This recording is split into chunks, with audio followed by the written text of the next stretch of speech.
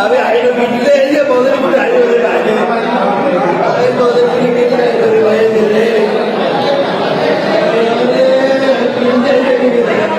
আপনারে ভাইরে ও ভাইরে কেটে আপনারে ভাইরে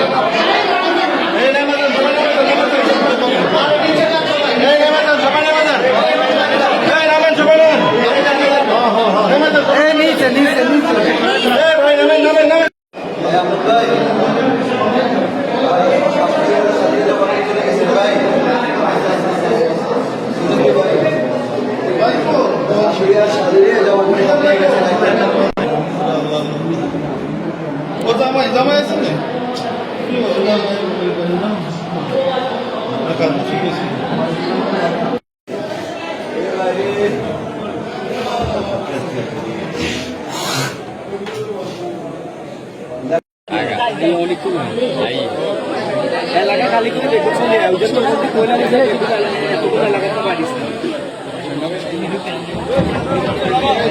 ভুলে গেছে আপনি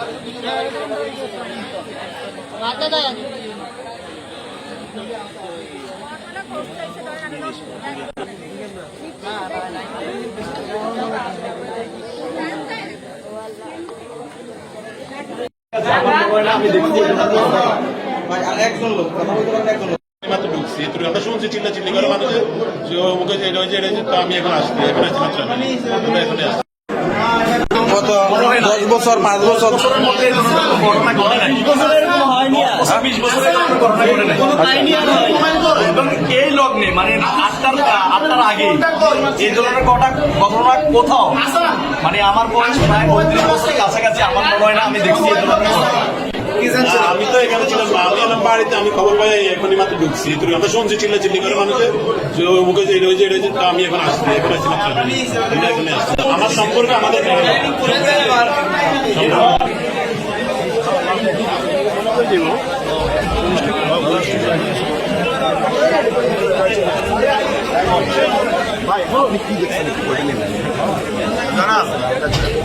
আমরা কথা বলবো রামগঞ্জ ইসলামের সাবেক সভাপতি মাহমুদ ফারুকের সাথে তিনি আসলে কি দেখেছেন আমরা একটু উনি আসলে আমাদের ভিতরে কি দেখা আসলে উপায়ে আমরা একটু আপনার কাছে জানতে চাই।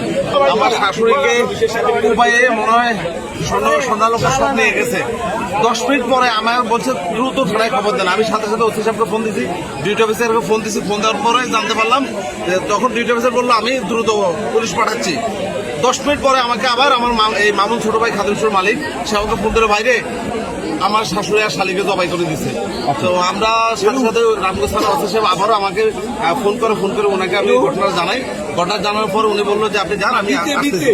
তো উনি আসলে আমরা তার আগে আসছি। আমরা আসি এখানে দেখার পরে দেখলাম যে ওনার মিজান রামগঞ্জ সোলাপুর বাজারের ব্যবসায়ী অনেক মিজান পোকারি সবাই ওনাকে এক নামে ছিলেন মিজান পোকারি। ওনার যে এই উত্তর চণ্ডীপুর যে মঙ্গলবাড়ির যে ওনার যে দ্বিতল বাসা দ্বিতল বাসা দ্বিতল বাড়িতে মাগরিবের নামাজ থেকে মানে এশার নামাজের এই মাঝামাঝি সময় যতটুকু মনে পড়ে যে ওনার ছেলে যে ফরাদ হোসেন রাব্বি এই সময় আসি দেখলো যে ঘরের সব নিচতলা সব এলোমেলো, মাকে এবং বোনকে খুঁজে পাওয়া যাচ্ছে না।